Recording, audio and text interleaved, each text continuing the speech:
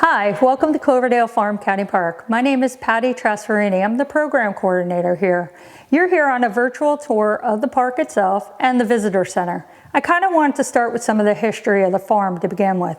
So starting with the history, Benjamin Oliphant of Stafford Township came to own the property around 1860. He sold the land in 1871 to William Cox. He is the individual that surveyed the land, set out the cranberry vines, and hence how Cloverdale Farm County Park came into existence.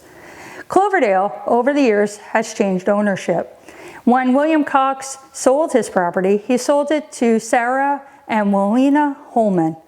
They were married to Charles Holman, who was married to Sarah, and their son, James Holman, was married to Wilhelmina. They had a big cranberry firm in Jackson, New Jersey called C.L. and J.D. Holmans. The interesting fact about the Holmans I just read up on is in 1901, they were so lucrative in their trade and business, they sold 300 barrels of cranberries down to Fort Worth, Texas. That's a lot of cranberries, and that's quite a distance. And that's when the cranberry craze started to take hold in New Jersey. The Holman family held on to the property until roughly 1924. In 1924, they sold it to William Ira Couch. What's interesting about William Ira Couch, from the family members, we have discovered that he was actually related to the Holmans. I think that's a really cool fact we didn't know about. And the other thing that's really neat is then, truthfully, the farm has been in family hands since 1894. Pretty remarkable. The farm itself, underneath Ira Couch, stood in family hands because him and his wife Edith in 1955 decided to sell to William Bill Collins. When they sold the property, he actually commingled the property with his father, William Zeb Collins.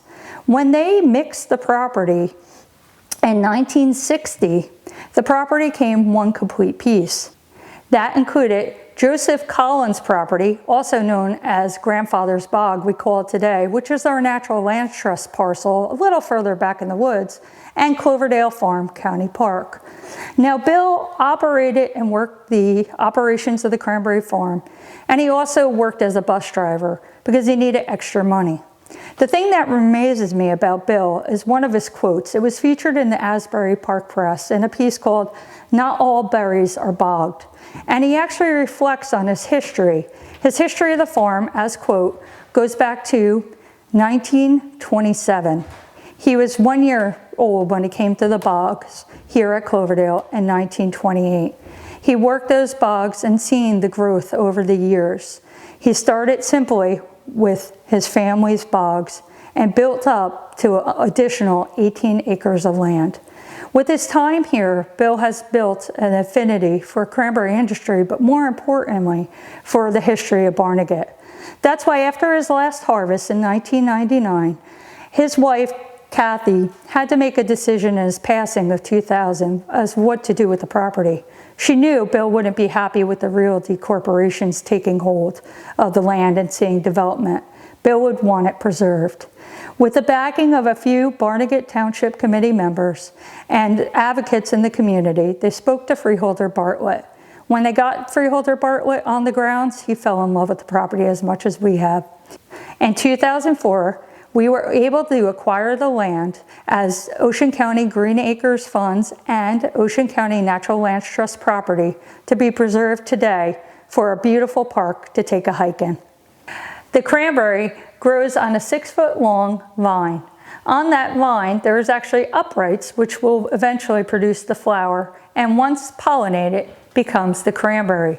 The interesting thing about a cranberry, if you were to pick one off the vine and cut it in half, what you would see is that it has a thick, leathery skin. What you also will see is the seed chambers that are filled with air, with normally 5 to 6 little tiny seeds on the inside. Those seed chambers give the cranberry the ability to float. So when found naturally along a stream bed, they would be able to transplant themselves using the water as a vessel downstream and lodge into a bank, and slowly, as the skin of the berry kind of softens or rots away, it would be able to plant itself and grow a whole new cranberry vine. The cranberry vine, as I mentioned, has that 6-foot runner, very similar to a strawberry. As I mentioned earlier, the uprights are what produces the fruit. What's amazing about the cranberry is its feet just need a little bit of organic matter and sand. Sand is actually the most natural thing to stimulate growth for the cranberry vine itself.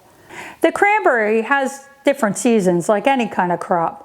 Typically, if you were to visit Cloverdale Farm County Park in November, you're going to see our bogs are actually flooded over. The reason we flood up the bogs or over is to protect them from the winter frost. The bud is already set for next year. So by flooding them over, we keep that bud safe.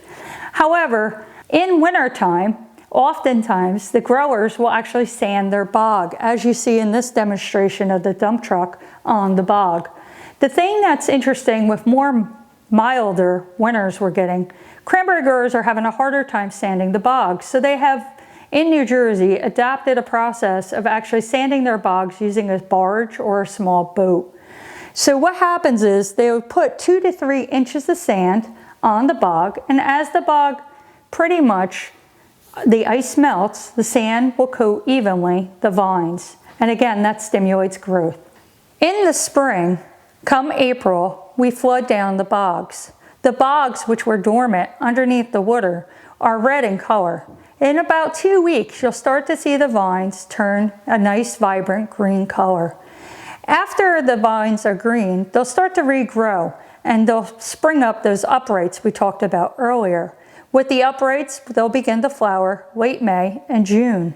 Those flowers eventually get pollinated by bees. It depends on what the grower does, but most growers will bring in 1 hive for approximately a ½ acre of land for the bees to help pollinate, to ensure they have a steady crop.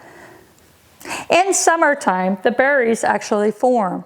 What's amazing about the cranberries, and most people don't know this, when you drink white cranberry juice, you're actually eating an unripened cranberry. That's when they're in the green state, which is roughly around August.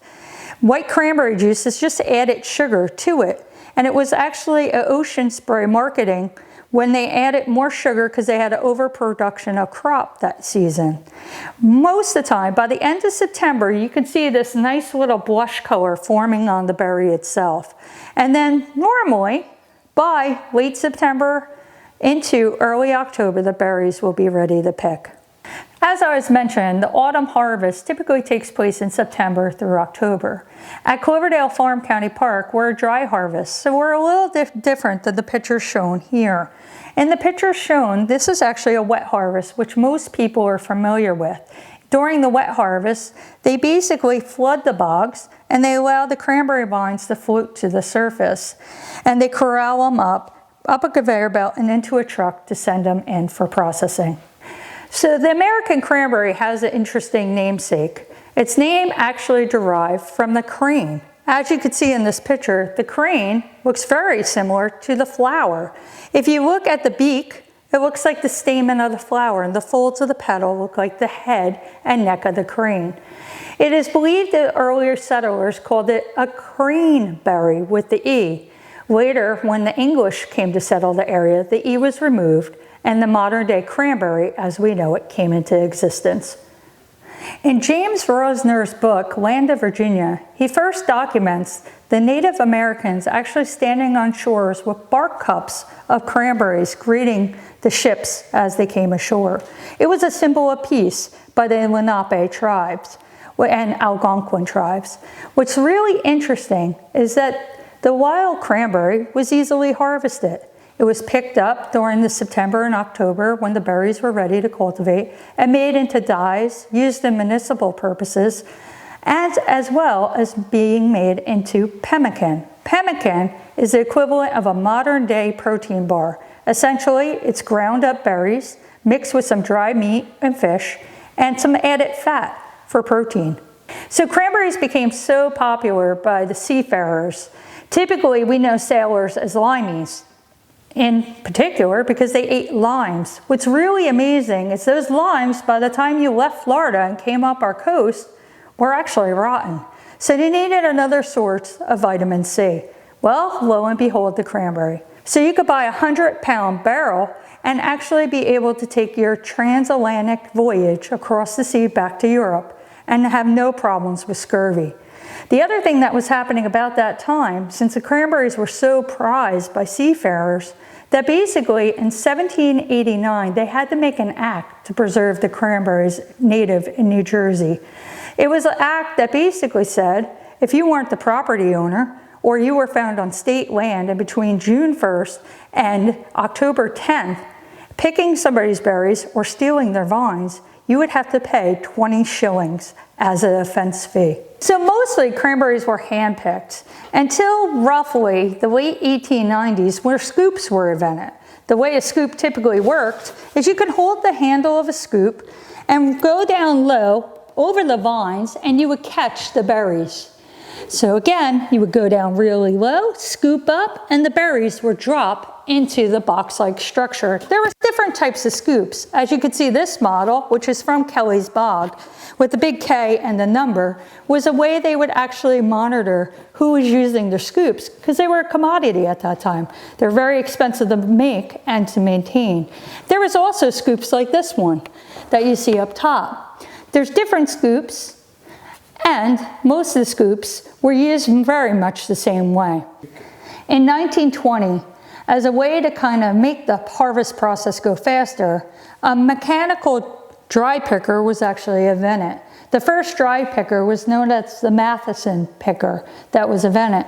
The Matheson Picker at that time marketed for $2,800. Pretty fair, high market price. When you compare it to a Model T, that was roughly $250. So a lot of the growers weren't really interested in spending that much money.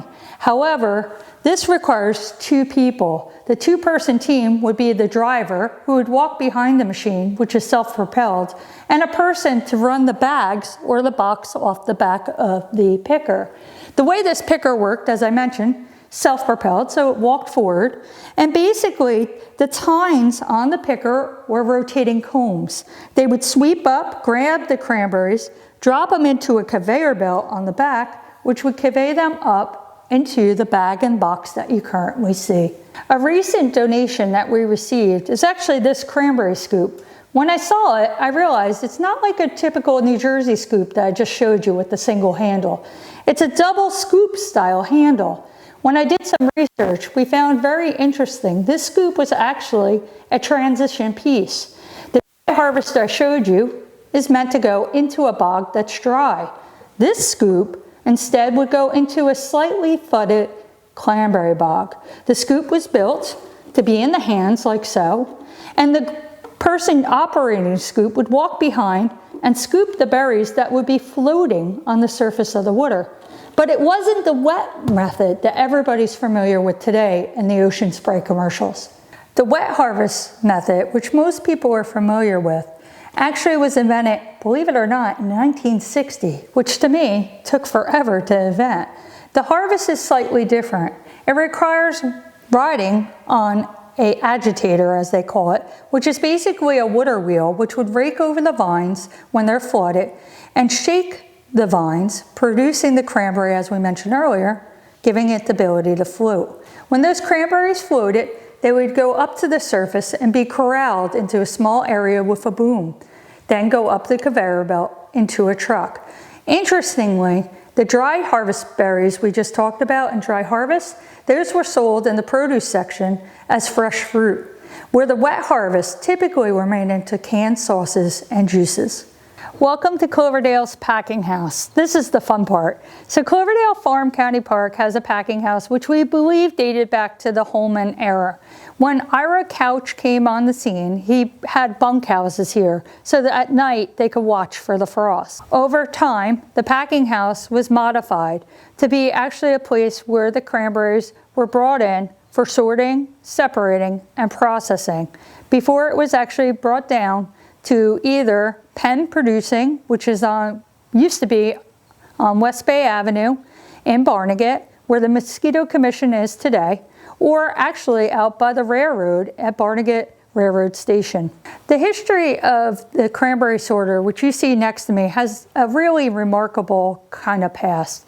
It's thanks to a name by John Pegleg Webb, who lived in Cassville, which is also known as Jackson Township, New Jersey. While John Pegleg Webb was storing some cranberries, he climbed up a set of rafters.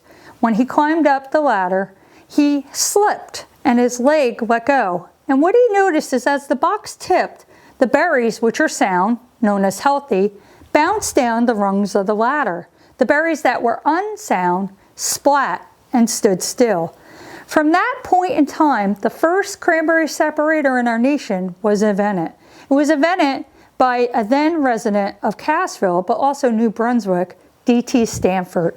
D.T. Stanford took John Pegleg's principle of the bounce technique to build this machine that you see here today, or truthfully, a machine similar to it, as this is a Bailey separator. Once the cranberries are picked for the field, they were normally picked in long boxes and brought into the packing house.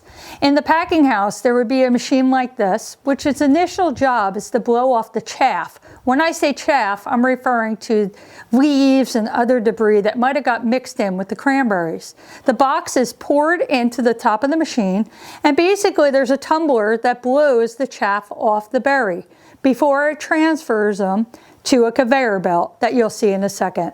Okay. So the cranberries typically bought in from the field will be brought in with a larger box. However, for the ease of me and lifting, we went with a smaller box. The box would essentially be poured into the machine here, whose primary job was to actually take the chaff and seeds and other things out of the cranberries to make it easier for processing. The way it did it, there would be a blower that essentially would blow the cranberries and clean them, and that way they could be separated further.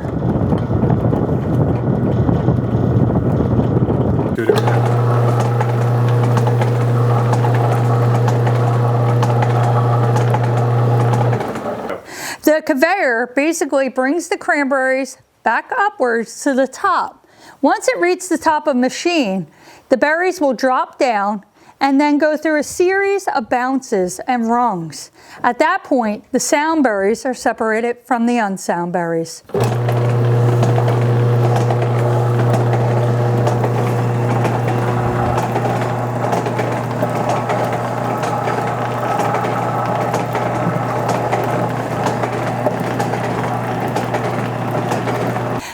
So the cranberry machine itself, inside has a series of steps. As we talked about John Pegleg's principle of bouncing, those cranberries are going to bounce down those steps. As they do it, a couple processes take place. The berries that are unsound are going to drop in the bottom of the machine into a bucket, which is a wooden box at the base, and those ones will actually be disposed of. The berries that are sound will continue down, where they'll actually be going over a grater, which you see here. At that grate, the little tiny pie berries, or too small for market, would slip through the cracks, and they could actually be sold and marketed a different method, where the good sound berries, which you see on the conveyor belt right here, would continue down to the end into a box, and then they would be packed up and shipped to market.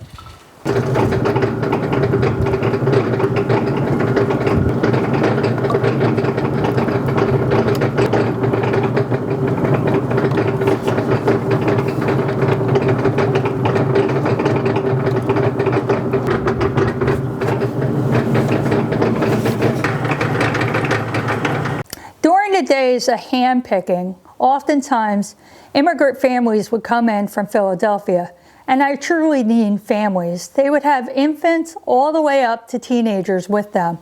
The teenagers would be lugging the big boxes off the bogs, which are known as long boxes. The young children, as young as 4 and 5 years old, had a job. Their job was to run the peck box. A peck box holds about 8 quarts of cranberries. When that peck box was filled, you needed fast feet to run this box off the bog for the family to get a little ticket. The amount of peck boxes would actually equal out their payment at the end of the year. Their payments were based on how many tickets they had. So the faster the movement from bog, handpicked, off the bog to where a peon or boss man would be standing to get the chip or ticket, the faster and more money that family would make. Again, the peck box, 8 quarts. When you actually take the peck box and you fill a bushel box 4 times, thus it would be 32 quarts was a bushel basket. The bushel and the long box was the only difference of about 2 quarts. The long box held 6 quarts, so therefore 48 quarts of cranberries. So one story I want to tell you will help illustrate basically what was going on in the cranberry industry around 1890, 1900. The problem that was going on is there was no representative for a standard sale or price of the cranberry. So oftentimes cranberry farmers, no matter where they live, whether Wisconsin, New Jersey, Massachusetts, had to go through a fruit or vegetable dealer and distributor, or also a commission merchant.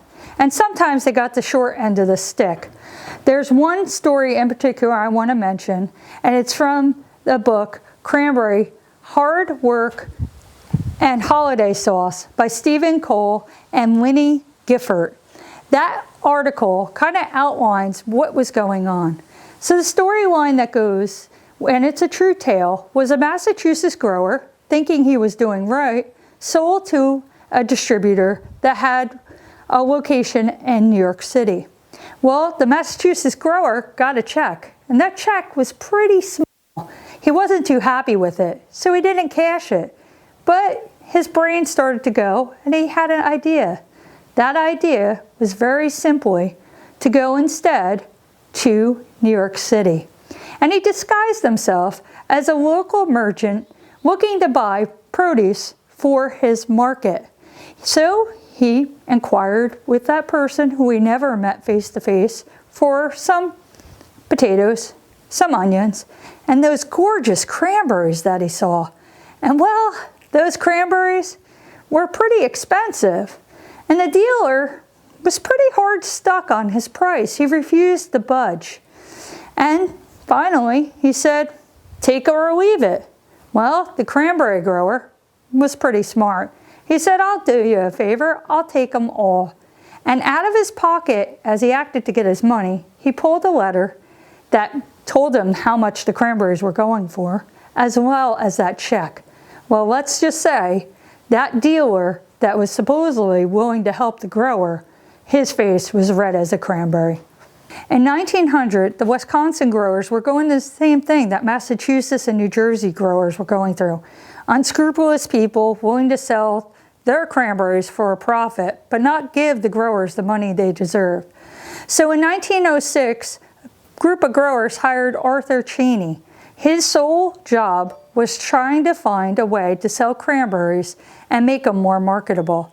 The first way he did that in 1906 was to get a barrel, 100-pound barrel was how they were sold at the time, similar to like a big sugar or wine barrel that we're all familiar with today. In 1911, the National Cranberries Association merged with the Grower Cranberry Association and therefore formed the American Cranberry Exchange. The American Cranberry Exchange, underneath Arthur Cheney, had an interesting transformation in 1916. Basically, Cheney went to Advertisement Corporation and said, I need some help. And when they asked, what do you want? He said simply, I want more people to eat cranberries. Hence, the Eat More label came into existence. The Eat More cranberry labels you see here are more than just beautiful artwork. They actually signify the species or type of cranberry, the size, the color, and the overall quality of cranberry. The thing that's really interesting is each grower often had a different type of label. This one, which is the Arbutus label, was used by the Larrabee family, which was in Lakehurst as well as in Manchester Township at Larrabee Boggs. Their berry was the Jersey berry, which was a medium color, medium sized berry. As you can see, all the New Jersey labels are yellow in color. However, the Eat More labels made out of Wisconsin were red, and they're different. The round is for a 100-pound barrel, or they would be quarter boxes, would often use the square rectangular labels. Where Massachusetts would actually have the same, but they would be blue in color, which is kind of neat. This one is the Pilgrim brand. And also what you could see is the rectangular Mayflower. Thank you for taking the virtual tour today of Cloverdale Farm County Park. If you're interested in coming to the park itself, we're open every day, dawn to dusk. Visitor Center is open Friday, Saturday, and Sunday from 10 to 4 o'clock. You could take a closer look at some of the displays and learn anything and everything you want about the cranberry. We'll gladly take our time with you. We hope you have a great day. Enjoy.